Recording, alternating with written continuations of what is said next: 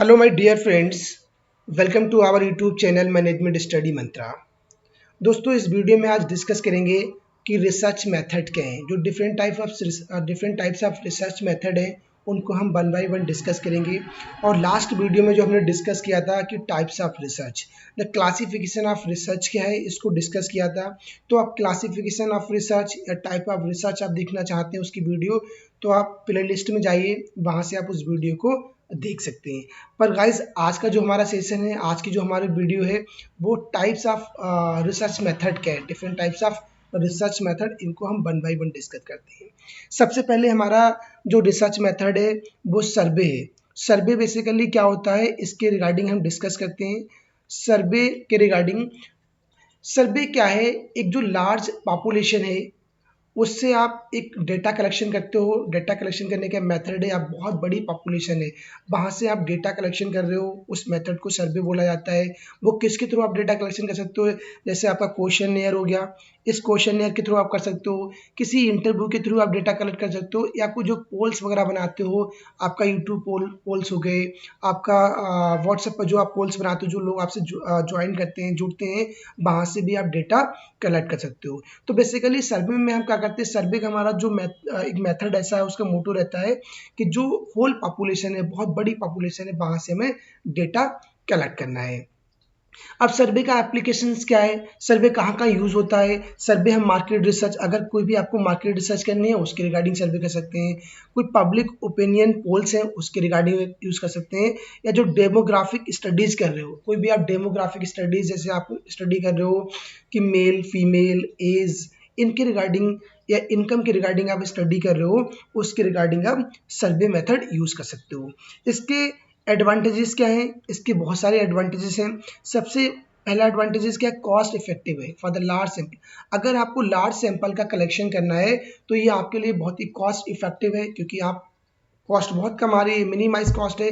क्योंकि आप जो डेटा कलेक्ट कर रहे हो वो किसी क्वेश्चन थ्रू कर रहे हो, आप गूगल फॉर्म पे जाइए, वहाँ से क्वेश्चन आप एक बनाइए और डायरेक्टली वहाँ से डेटा ले सकते हो। या आपने यूट्यूब पे जाके, व्हाट्सएप पे जाके, वहाँ से एक पोल क्रिएट करिए, उस पोल्स के थ्रू भी आप डेटा कलेक्ट कर सकते हो। तो इसमें क्या है, आपकी कॉस्ट इफेक्टिव मेथड है ये।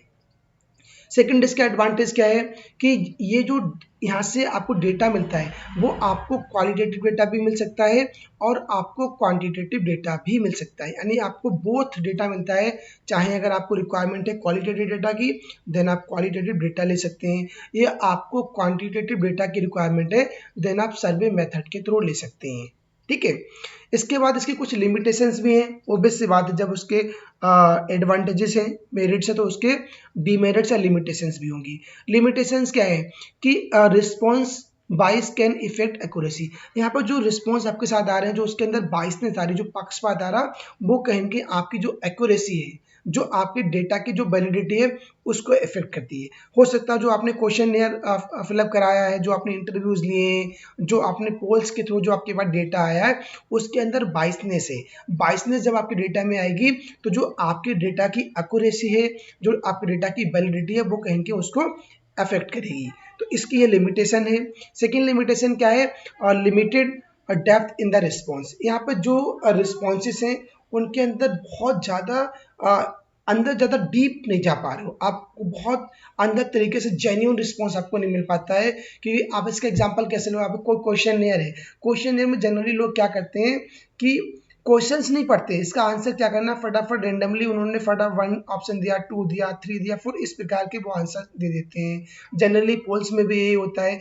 तो वहाँ से क्या है, किसी रिस्पॉन्स के रिगार्डिंग जो आपकी लिमिटेड डेप्थ निकल के आती है, तो आपको एक अच्छे लेवल का रिस्पॉन्स निकल के नहीं आता, तो इसलिए इसकी ये लिमिटेशंस हो जाती हैं। सेकंड हमारा मेथड आता है केस स्टडीज। केस स्टडी एक मेथड ऐसा है, इसमें किसी भी जो सिंगल ऑब्जेक्टिव है, सिंगल सब्जेक्ट है, लाइक इंडिविजुअल हो गया, या कोई आपके इवेंट्स हो गए, कोई आपका ऑर्गेनाइजेशन हो गया, इसके रिगार्डिंग, एक सिंगल ऑब्जेक्ट के रिगार्डिंग आपको डीप अंडरस्टैंडिंग, आप डीप एनालिसिस कर रहे हो, तो वो हमारा क्या कहलाता है, केस स्टडीज का। किसी पर्टिकुलर केस के रिगार्डिंग आप बहुत डेप्थ एनालिसिस कर रहे हो, तो वो हमारे केस स्टडी के अंदर आता है। केस स्टडीज के एप्लीकेशंस क्या है, कोई आप साइकोलॉजी के अंदर स्टडी कर रहे हो, कोई आप न्यू बिजनेस स्ट्रेटजीज बना रहे हो, वहाँ पे आप केस स्टडी यूज कर सकते हो। या किसी भी एजुकेशन सेक्टर के अंदर या कोई ऐसा क्राइम सेक्टर है वहां पे आप उस केस पर्टिकुलर केस की आप स्टडी करना चाह रहे हो तो वो हमारी केस स्टडी कहलाती है। इसके बहुत सारे एडवांटेजेस हैं। एडवांटेजेस क्या होंगे कि detailed understanding of specific phenomena, जो आपके सामने एक सिचुएशन है, जो आपके सामने एक स्पेसिफिक फिनोमिना है, उसके रिगार्डिंग आपको डिटेल्ड इंफॉर्मेशन मिलती है, आपको डिटेल्ड अंडरस्टैंडिंग होती है, क्योंकि उसके रिगार्डिंग आप एक डीप एनालिसिस करते हो, आप डीप उसके अंदर अंडरस्टैंडिंग कर रहे हो, तो इसका ये बेनिफिट है।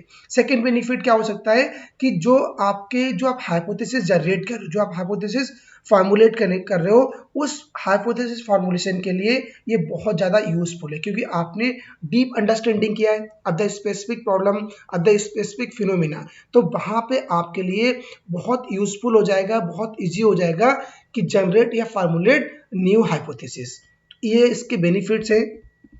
अब लिमिटेशंस क्या होंगी? लिमिटेशंस इसकी होंगी लिमिटेड जनरलाइबिलिटी, जो आपके जनरलाइजेशन है वो आपका लिमिटेड है, क्योंकि यहाँ पे क्या हो रहा है कि स्पेसिफिक फिनोमिना की आप डीप अंडरस्टैंडिंग कर रहे हो, तो यहाँ पे जाहिर सी बात है जो आपकी जनरलाइजेशन है वो आपकी लिमिटेड है।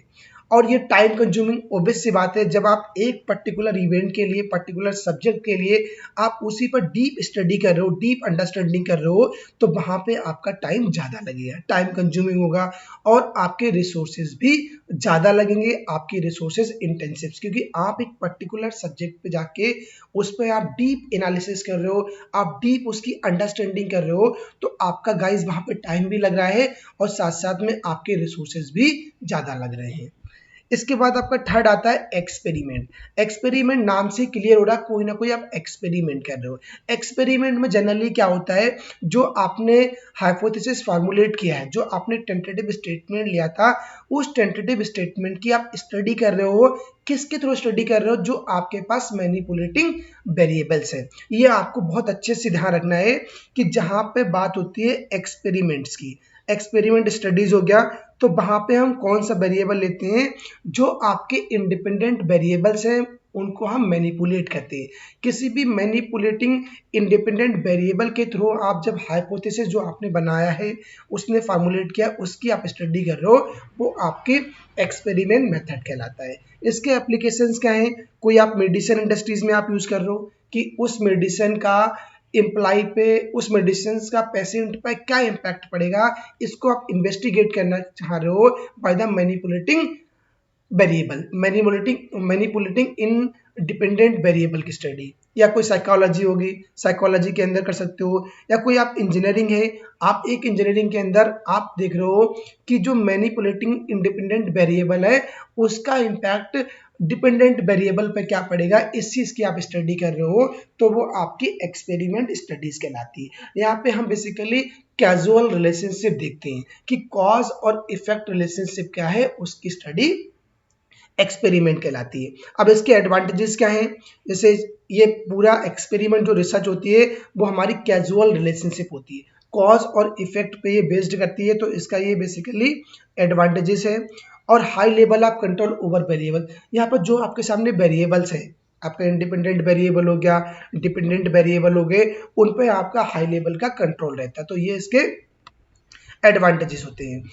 इसकी लिमिटेशंस क्या है? जो आपने आर्टिफिशियल सेटिंग कर रहे हो, आप एक जो आप आर्टिफिशियल तरीके से सेटिंग कर रहे हो वो आपकी रिफ्लेक्ट नहीं करती है जो आपकी रियल वर्ल्ड सिनेरियोज हैं। अब आपने कोई आर्टिफिशियल कंडीशन लिया, आपने कोई आर्टिफिशियल सेटिंग बनाया, वो कहीं ना कहीं क्या होता है, जो आपका रियल वर्ल्ड सिचुएशन क्या है, रियल वर्ल्ड सिनेरियोज क्या है, उसको कहीं के रिप्रेजेंट, कहीं के रिफ्लेक्ट नहीं करती है। अब कोई आपने ऐसी सेटिंग लिया, इसके अंदर एक्सपेरिमेंट के अंदर कोई ऐसी टेक्निक ली, कोई आप ऐसा एक्सपेरिमेंट कर रहे हो, तो हो सकता उसमें क्या होता है, जो रियल वर्ल्ड सिनेरियो है उनको वो रिफ्लेक्ट नहीं कर रहा है, उनको वो रिप्रेजेंट नहीं कर रहा है। और सेकंड लिमिटेशन क्या हो सकती है यहाँ पे, ethical considerations can restrict experiment. कुछ चीज़ें ऐसी हैं कि आप एक्सपेरिमेंट करना चाह रहे हो, ठीक, पर वहाँ पर रिस्ट्रिक्शन है, वहाँ पे आपको एक लिमिटेशन है, रिस्ट्रिक्शन है कि आप, क्योंकि रिस्ट्रिक्शन क्या है कि वहाँ पे आपके एथिकल ब्रेक्स हो रहे हैं, आपके एथिकल कंसिडरेशंस आ रहे हैं, इसलिए वहाँ पे आप उनको वहाँ पर थोड़ा ब्रेक कर सकते हो, ब्रेक लिमिटेशंस लगी हुई हैं। जो हमारा लास्ट मेथड आता है वो हमारा फील्ड स्टडीज़ कहलाता है। फील्ड स्टडीज़ क्या होता है कि आप फील्ड में जाके जो आपके सेल्फ ऑब्जर्वेशन क्या है, एम्पेरिकल, ऑब्जर्वेशंस क्या हैं या आपके एक्सपेरिमेंट क्या हैं, उनको आप कंडक्ट करते हो इन अ नेचुरल सेटिंग, एक किसी भी नेचुरल सेटिंग के अंदर, नेचुरल फिनोमेना के अंदर, जो आपके एक्सपेरिमेंट क्या निकल के आ रहे हैं, जो आपके सेल्फ ऑब्जर्वेशन क्या है, उनको आप अगर यूज करते हो, कंडक्ट करते हो, तो आपकी वो फील्ड स्टडी कहलाती है। फील्ड स्टडी बेसिकली कहाँ कहाँ एप्लीकेबल होती है कि आपको इन्वायरमेंटल साइंस के अंदर स्टडी कर रहे हो, तो ये बहुत बड़ा इसका एप्लीकेशन है। आप एंथ्रोपोलॉजी, जहाँ पे ह्यूमन और इन्वायरमेंट की स्टडी कर रहे हो, सोशियोलॉजी उसकी स्टडी कर रहे हो, तो आपके एप्लीकेशन हैं। अब इसके एडवांटेजेस क्या होंगे? फील्ड स्टडी के अंदर क्या होता है, जो आपका रियल वर्ल्ड कंटेस्ट है, जो आपके रियल वर्ल्ड सिचुएशन है, जो रियल वर्ल्ड सिनेरियो है, वो आपको प्रोवाइड करता है, क्योंकि वहाँ पे आपके सेल्फ ऑब्जर्वेशन है, आपका सेल्फ एक्सपेरिमेंट है, और आप फील्ड में जाके स्टडी कर रहे हो, तो आप जो रियल वर्ल्ड सिचुएशन है उसको कह के आप सही तरीके से ऑब्जर्व कर रहे हो, उस पर सही तरीके से आप एक्सपेरिमेंट कर रहे हो, तो इसका ये एक ऑब्जेक्टिव है। और इसका नेक्स्ट ऑब्जेक्टिव क्या है? Captures authentic behaviour and interactions. अब आप फील्ड में जा रहे हो, तो आपका क्या हो रहा है, आपका जो बिहेवियर है, जो आपका इंटरेक्शंस हो रहा है विद अनदर पर्सन, वो बहुत ही ऑथेंटिकेट है। उस ऑथेंटिकेट बिहेवियर के थ्रू, इंटरेक्शन के थ्रू एक आपको बेटर एडवांटेज मिलता है in the field of study. इसके बाद हमारा लिमिटेशंस क्या है? इसकी लिमिटेशंस क्या है? लिमिटेड कंट्रोल ओवर वेरिएबल, जो सिर्फ आपका है कि लिमिटेड कंट्रोल, जो आपके वेरिएबल्स हैं, वेरिएबल्स के ऊपर आपका लिमिटेड कंट्रोल है, आपका अनलिमिटेड कंट्रोल नहीं। जो आपके साथ इंडिपेंडेंट वेरिएबल है, डिपेंडेंट वेरिएबल है, वहाँ पे आपका कंट्रोल लिमिटेशन है। Can be logistically challenging. Obvious सी बात है, अगर आप फील्ड स्टडी कर रहे हो, तो वहाँ पे क्या होगा, सबसे बड़ा आपके साथ चैलेंज आएगा कि लॉजिस्टिक्स के रिगार्डिंग, ट्रांसपोर्टेशन के रिगार्डिंग बहुत बड़ी चैलेंज आएगा, क्योंकि आपको हर जगह जाना है, आपको ट्रांसपोर्ट यूज करना है। आप ट्रांसपोर्ट क्या ले रहे हो, तो आपके पैसे भी ज़्यादा लगेंगे, आपका कॉस्ट ज़्यादा आएगी, ठीक, आपका टाइम कंज्यूमिंग हो जाएगा, तो इसकी ये बेसिकली लिमिटेशंस होती हैं। तो गाइज, अगर आपको ये वीडियो अच्छी लगी हो, तो वीडियो को सब्सक्राइब करिए, चैनल को सब्सक्राइब करिए, वीडियो को लाइक करिए। Thank you.